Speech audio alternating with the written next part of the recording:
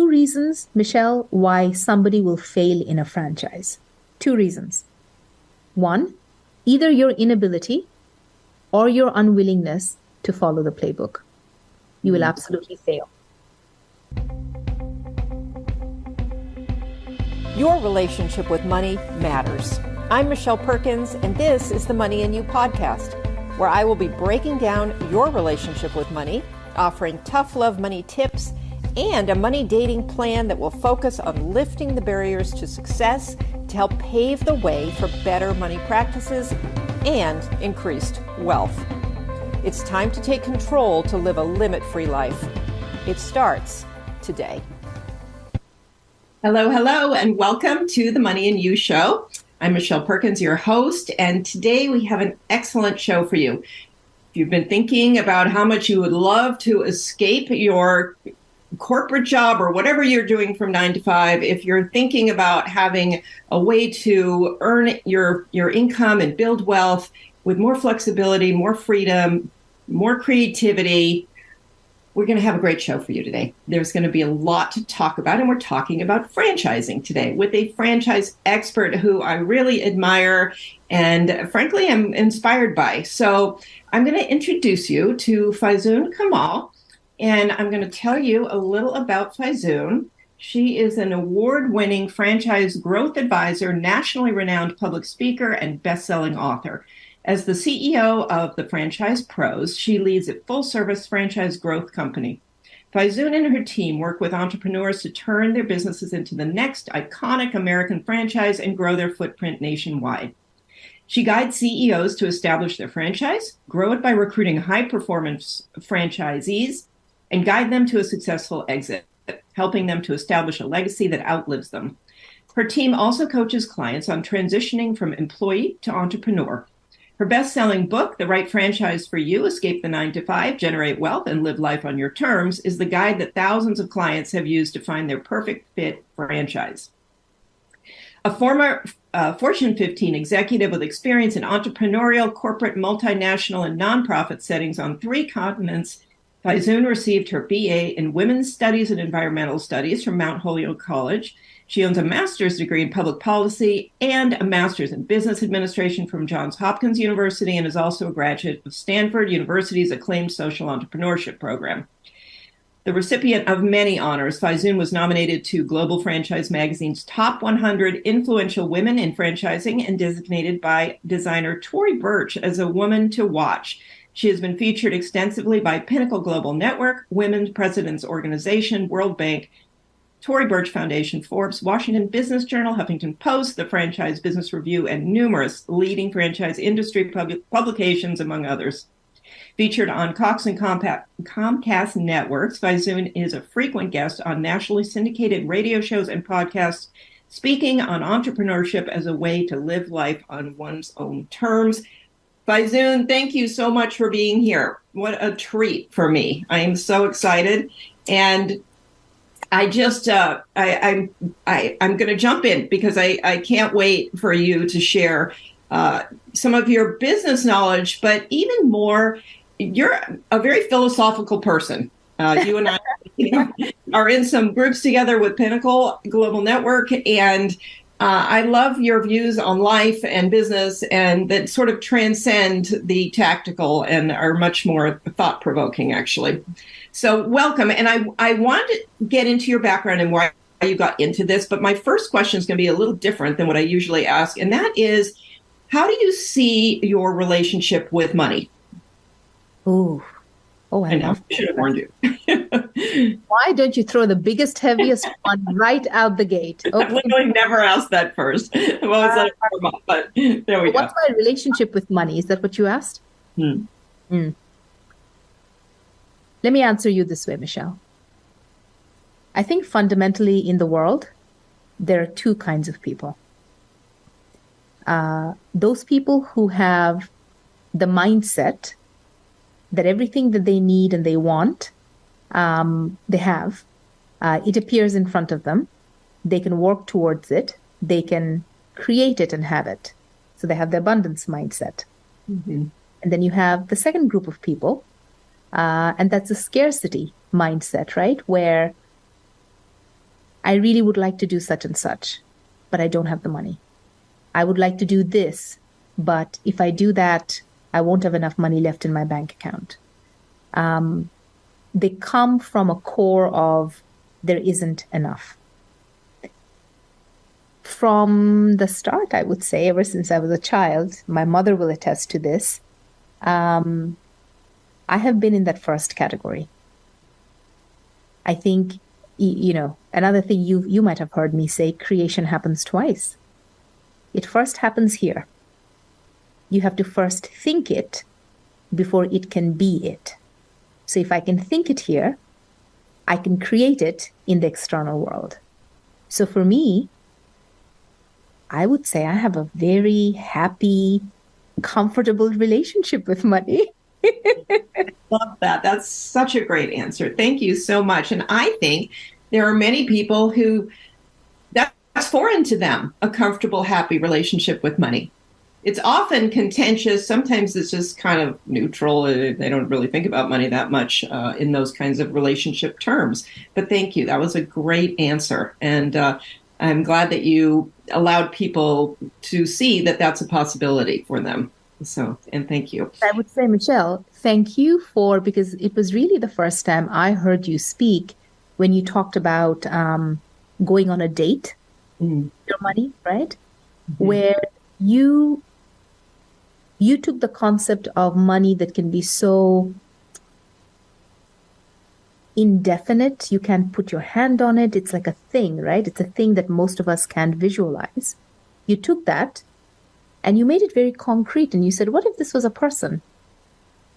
And you took them out on a date. What if this was a person? If the money was a person and you were in a relationship with that person. So I thank you for that because I had never thought about it quite in those terms. Yeah, thank you. I appreciate that. And I do think with a lot of things, as you know, it's how you think about it, which is actually something that you just said. And so thinking about things in different ways can really help to move you forward, including business, including things like franchising. I mean, you're the franchise expert. And I think people, just like they have a lot of beliefs around money, probably come in with a lot of preconceived ideas and beliefs around franchising. So, first of all, can you tell us how you landed in the franchising world and why you do what you do? How long do we have for this interview? That is always the case with this show. Yeah. I have found, Michelle, in my life, the biggest, most meaningful, most impactful things have happened very organically. There was no push. There was no pull. It happened because that is exactly what was meant to happen. And it is no different in how I find myself where I am today. Our company is 8 years old. So 8 years ago, I was working in corporate America, like so many of your listeners probably. And, from the outside, it looked like I was living the American dream. But what most people didn't realize was I felt like I was in the middle of a nightmare, far from a dream. All the things we hear about when we talk about corporate America, right? It was incredibly long hours, long weeks, long years. At the time, we had a 17-month-old. She's now 10, and a husband who's also an entrepreneur. And so the family life, the personal life, and the work life were incredibly difficult to manage and balance on a daily basis. And then very importantly, while I was good at what I did and I liked what I did, I would be lying to you if I said I loved what I did. And I think that's significant, right? We spend so many hours of our working lives in whatever we choose to do. It should be something that we feel passionately about. I think it makes the difference in the quality of our lives, as we move ahead. And so 8 years in, the company was going through a series of layoffs and my position got eliminated. And that got me thinking very intentionally, very purposefully, very strategically. what is my next going to look like? And it became very clear very quickly, Michelle, that I was never going to be an employee ever again, ever, never, ever. And so then the question became, well, if you've decided that and you know that, then what is the next?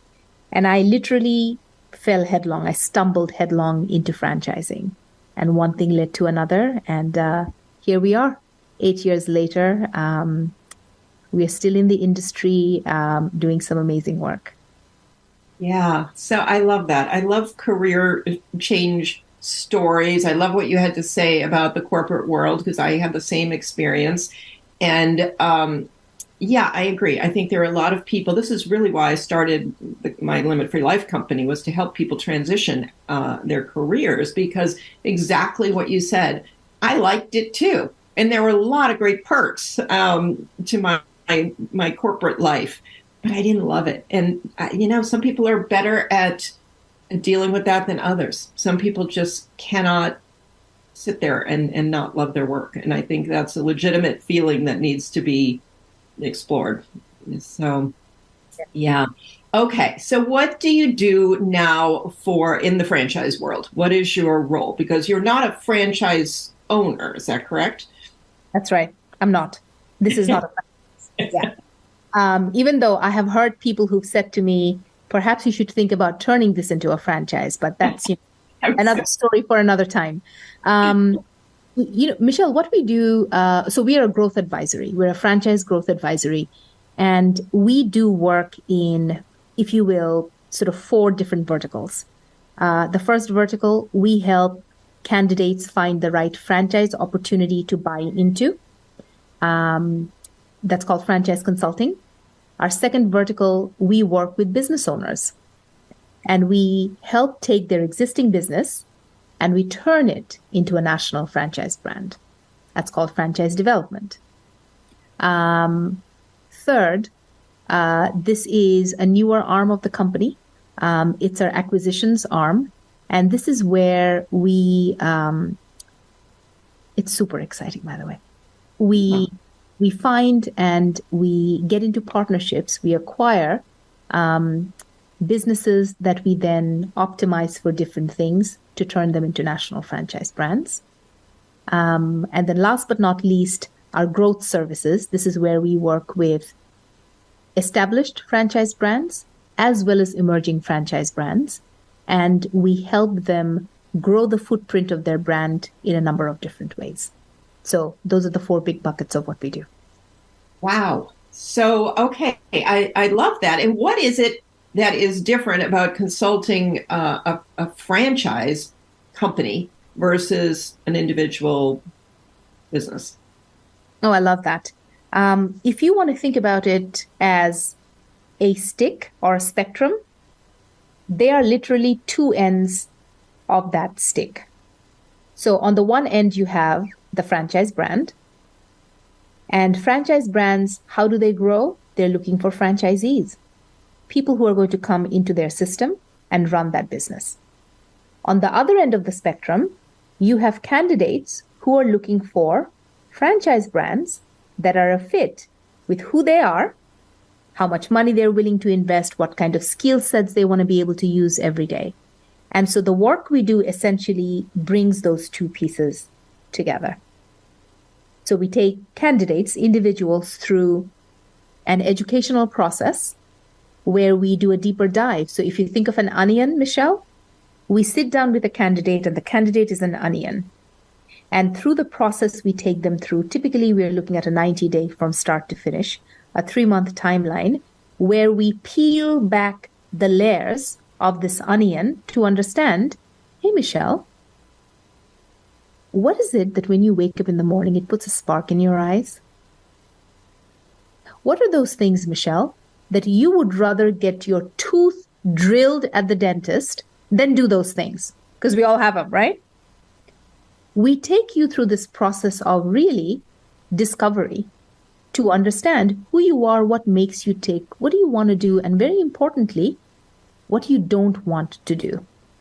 And once we get a better understanding of that, we are then able to say, these would be the short list of brands that would be the best fits for who you are and where you want to go. That's what we do. Okay. I love that. So you're a little bit of a matchmaker. Very much so. Yes. Yes. Yes.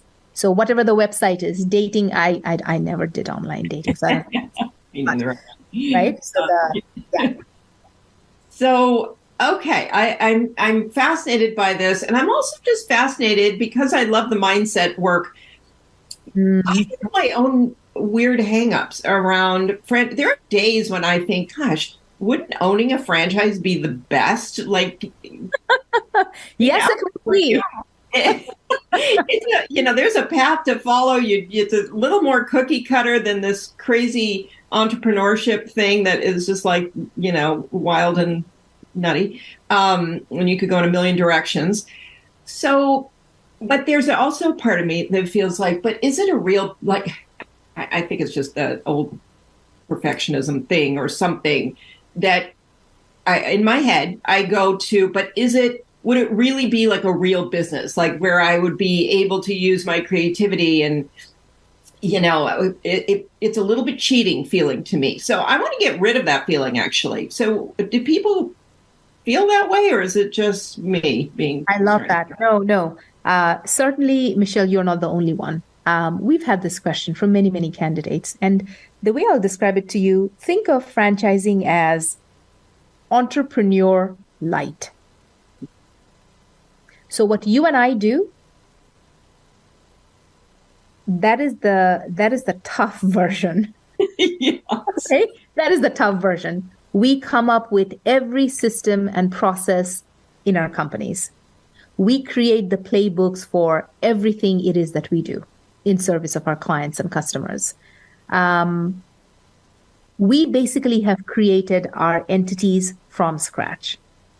So if you're someone who, you've always felt like you've wanted to run a business, but the thought of doing what you and I have done leaves you cold. And you're like, nah, I don't want to do that.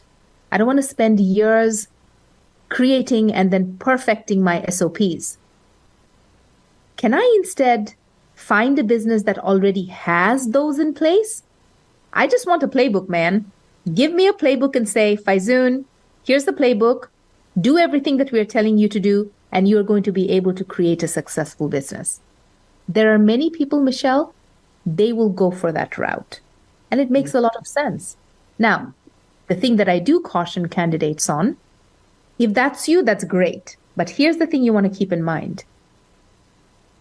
You may want to go this route because a lot of the work, a lot of the systems, the playbook is in place for you. But do not go into franchising if you say to me in the next breath, well, Faizun, I love franchising and I think I want to do this, but I know what I need to do. I don't think I have to follow the playbook. Stop. There are 2 reasons, Michelle, why somebody will fail in a franchise. 2 reasons. 1, either your inability or your unwillingness to follow the playbook. You will absolutely fail. The founders of the system, they have gone through the trials and tribulations and made the mistakes. And this is what they're presenting in front of you and saying, this is clean. You don't have to walk into the landmines that we walked into. Here's the playbook. There's a reason why you have chosen to go into the system. Keep in mind, you're also paying for that playbook. You're going to be paying royalties to the brand that you get into. So if you are not going to be willing to follow the playbook, this is not going to be the right option for you. Does that help? That is a great answer. Yeah, very clear. And I do see the value in both. And I think it's a wonderful option for people, which is why I'm so thrilled to have you here today, because, we think of job, being an employee somewhere, or being a business owner. And this is a great other option because it's a little of both in a way. And leaning more on the business owner side. But certainly, like you said, there is structure. I think one of the biggest issues with becoming a business owner is the lack of structure. Yes. You and I are crazy. That's just the bottom line. Yeah, for sure. So, Faizun, if I'm a company who is thinking that I've got a pretty cool thing going and maybe it should be, franchised, what do I need to be putting into place?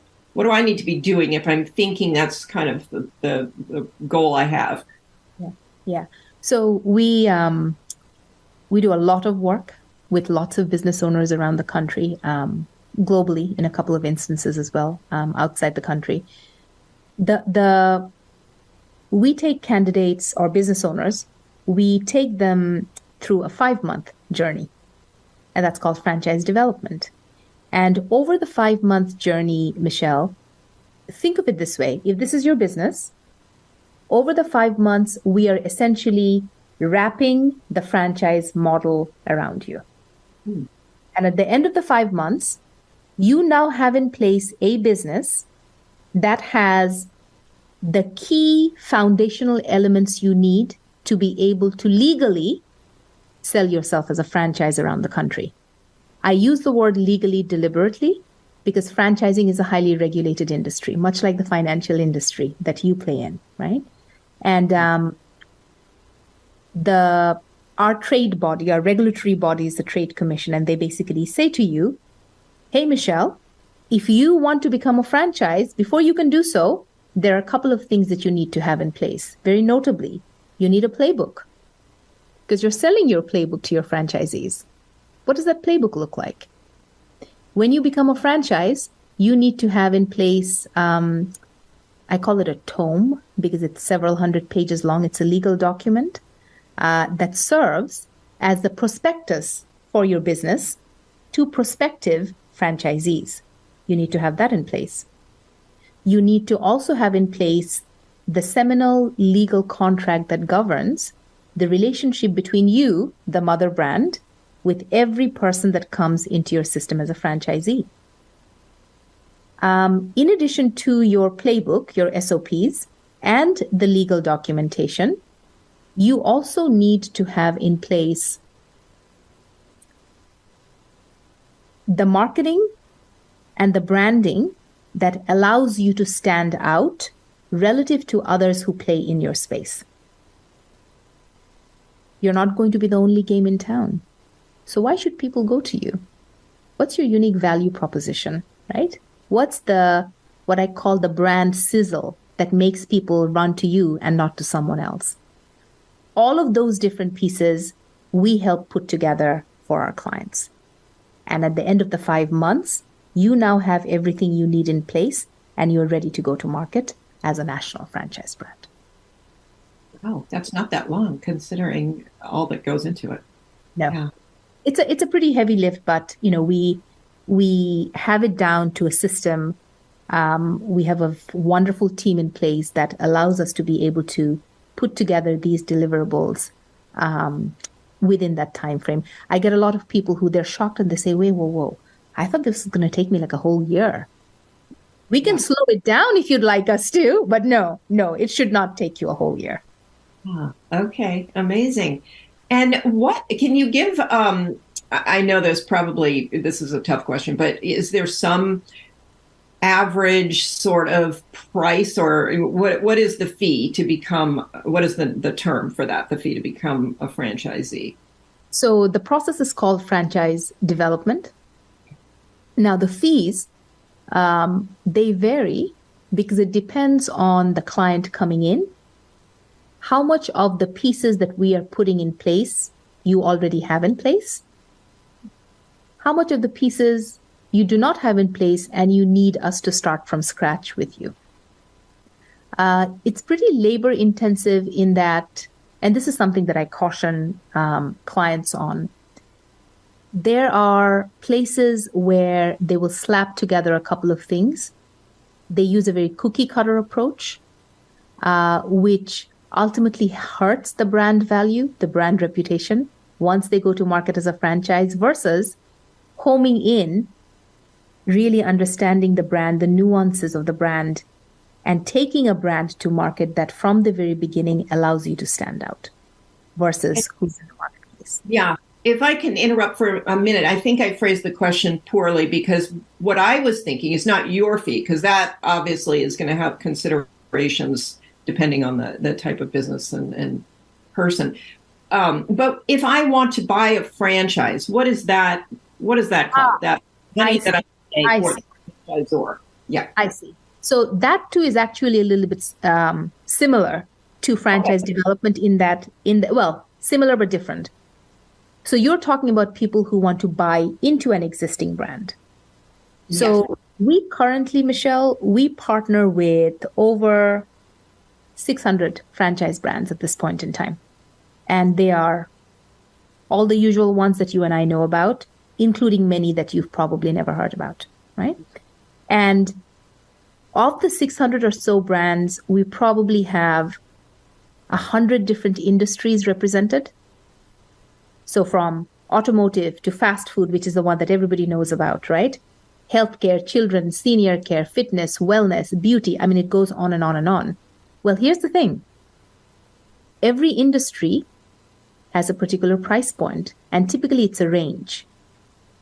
So remember when you asked me the question, so if somebody comes and says, hey, I want to buy into a franchise, can you help me? Well, the matching that we do, a big part of the matching is understanding the candidate's specific financials. What does your personal financial situation look like? How much liquidity are you coming in with? What kind of a net worth do you have in place? What kind of assets are you coming to the table with? When we understand that, Michelle, that allows us to then determine the kind of investment you are going to be comfortable making. The last thing, and I say this to candidates, very eager, excited candidates who say, Faizun, I want to get into this particular business and I want to start off with 5 locations, meaning 5 territories. So your investment is going to be larger than if it's one location. And I say, whoa, slow down. Could you do that financially given your specific financials? You could. But does it make more sense to take more of a graduated approach? Why don't we start with maybe 1 location, maybe 2 locations? And as you get into it and you get your sea legs and you understand what is required of you, and now you're like, oh, I feel really confident, buy the 2nd and the 3rd and the 4th. Does it all have to be now, right? So there's this process that we take candidates through to be able to make sure you're not getting yourself over leveraged when you begin a business. The last thing you want to do is stay up at night wondering how you're going to be able to service the debt. Yeah? Right. Okay. Yeah. So interesting. And there is a wide range. I mean, in the course I've looked into, I think just 2 of them, but there was maybe a $350,000, gap between the 2. So, I think that there's probably something for not everybody, but most people, depending on your financial situation. There is absolutely something out there for almost everyone, Michelle. If this is helpful, because I don't want to skirt around your question either. It's just difficult for me to give you a number. Right. Businesses that do not require a brick and mortar location are going to cost less. Businesses that are referred to as home-based businesses or a lot of home services businesses fall into that category. You might need a van, right, where you're going to clients' homes to provide the service, but you don't need a retail location. You might not need an office location. Home services businesses tend to typically be on the low side. You're looking at businesses that may cost you $150,000 all in. All the way to, let's take the best known example, right? If you have a food brand, and it's a sit down, so you require a space. When you do, your investment has now gone up. And then depending on the part of the country that you live in, you then have a further range. If you are in California versus DC, where I am, versus Idaho, your numbers are going to look super different. Yeah? Yeah, thank you. It's very interesting to me. There's a couple of things that I've heard over the years. You have to have at least 3 franchises or I don't even know if I'm getting my terms right. Is that the right way to say it? Franchises? Different locations or three different franchise brands? Three locations of the same business, basically. Yeah. I would say that rule of thumb that people should be thinking about? No, absolutely not. Absolutely not. I have heard that as well. This would rank among the top 10 myths in franchising. Okay. No, you don't. There will be, now, that said, it's a nuanced answer. There will be some franchise brands, in order for you to hit whatever income number you have in your mind, it might require you to have more than one location. But by the same token, there are many other franchise brands where you only require buying one location. And depending on the business model and how robust it is and how they do what they do, you are able to meet whatever income requirements you're coming in with. It really, again, that matchmaking there, it's a multifaceted piece that goes into a bunch of different things before we even introduce a brand to you for you to look at. Okay. Well, now you have me curious. So what are some other franchise? Well, say that again? You cut out on the last part. You said that was one of several franchise myths out there. What are a couple others that you can think of? A big one that I get all the time, and it shocks me that I still do. Well, Faizun, I mean, what do you mean you have 600 or so brands you work with? Because look, franchising is all about burgers and fries, right? There are still people who think it's all just food, that there's nothing else in franchising besides food. That's a really huge one. Another myth, and this is a really good one, people should be very clear about. There are many candidates we get who will say, well, Faizun, I guess I really didn't want to spend this kind of money. I mean, I have it, but I didn't want to spend it. But I guess if I really want to make more money, I have to spend more money. It's not true. It's not true. In many instances, you might end up investing half of what you thought you needed into a brand that makes you twice as much as the first one you looked at. Mm. There is no clear-cut, direct one-to-one relationship. If I spend more money, I'm going to make more money. Not true. Not true. Oh, I love that. I love that from a money relationship standpoint. That's a myth that applies to other things as well. So, very interesting. And so, another question that I had for you was when I mean, do people own multiple types of franchises? Is that a thing as well? Absolutely. Absolutely. At least I call it this. I don't know if it's actually a technical term within the industry, but I've always referred to it as stacking. What do I mean by stacking? So think of a business that provides, trying to come up with something really quickly. Think of a business that provides pest control services, right? Mm-hmm. Okay. So you come in and you become a franchisee. Well, this is what you realize. When you go into your customers' homes to, get rid of the pests, you are getting into yucky, dirty, out of the way corners and places. And when you do, you've started to see a pattern. And you say to yourself, if I owned a franchise that provided dryer vent cleaning services, how would that work? So stay here with me. So we have the washer and the dryers, right, in our bathrooms typically. Well, dryer vents within your drying machines, they pack a lot of lint and stuff over time as we dry our clothes. That is a fire hazard if you don't get it cleaned out. So if you are poking around in my house, eradicating the pests or whatever, and you're getting into these yucky places, couldn't you say to me, Mrs. Kamal, when I went into your bathroom, I'm wondering, when was the last time you got your dryer vent in your machine cleaned? And I look at you and I say, Michelle, That's a thing? I needed to get that cleaned. By the way, this is true. It happened to us. We had a fire in our bathroom. Yes, true story. What you have now done as the franchise owner, you are going into a customer's home and you are now selling them not one, but two services. And now you're marketing to that same exact client, not to multiple, same exact client, two different services. There's actually a client of ours that we helped place first in a pest control franchise and then in a dryer vent cleaning franchise. So he runs those two businesses.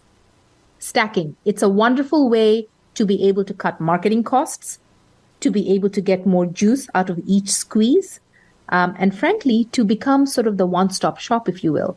If your client has developed that trust in you because, you've come to their homes over time to provide whatever it is that you do, and now you add another service that the client needs, what are the chances that they're going to say, absolutely, Michelle, yes, please, we'd like to add that service to what we do with you. Yeah. Mm-hmm. Stacking. Yeah, fascinating. What's the timeline? If I decide to, buy a franchise, what can I expect in terms of cash flow? Are we years away from that, or is there a typical? Maybe there's not. My answers will make you unhappy, as they have been, because I cannot give you definite answers. Unfortunately, that is the nature of the work that we do. So again, rule of thumb, when you have a business that requires a brick and mortar location and your starting investment is higher, your costs are higher, your timeline to cash flow, to break even, to profitability is going to be longer. Versus if you had a business that wasn't a brick and mortar, that was perhaps home-based, where your starting investment was lower, your break even and then your time to profitability is going to be quicker, right? So those are the things to keep in mind. There is no set, in 1 year, you're going to get to here. Every brand, and in fact, I will tell you, every brand within the same industry can be super different. So if there are 10 fitness brands, each of their time to break even and profitability is going to be completely different from the next. Okay, yeah. That's great. It's just honest is what it is. So thank you for that. Because I think, one of the things when you're making that big investment, you do want to manage some expectations around it. But I'm assuming that's part of what you do with people as they go. So, one thing to keep in mind, Michelle, what is the biggest question or the biggest thing people want to know when they're investigating franchises? How much money can I make? Now, remember I said to you that we're in a very highly regulated industry.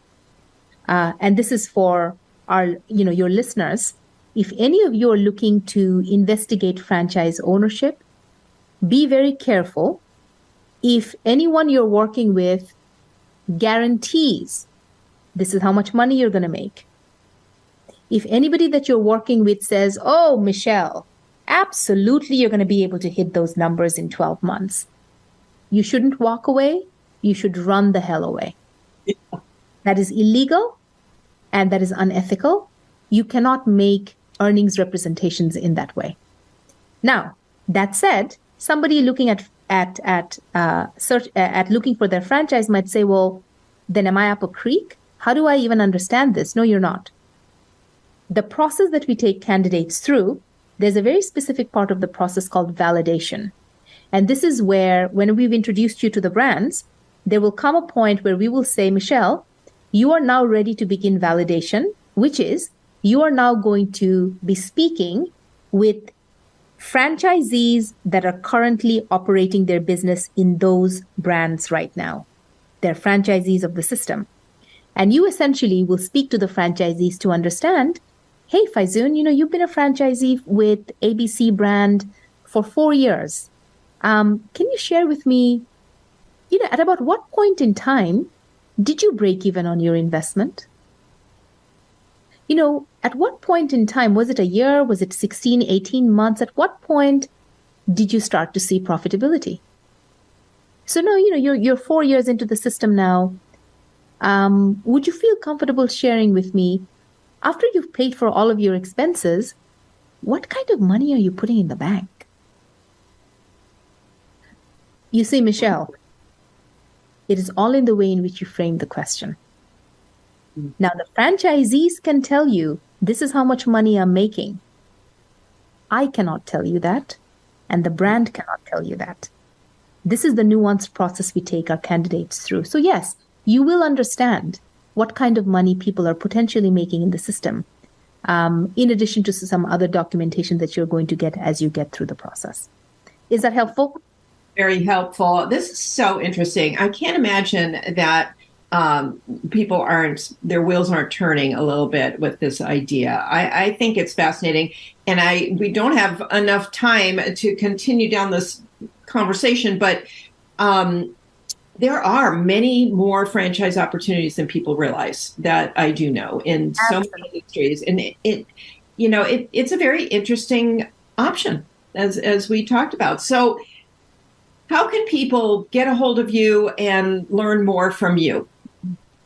They can certainly check us out on our website, thefranchisepros.net.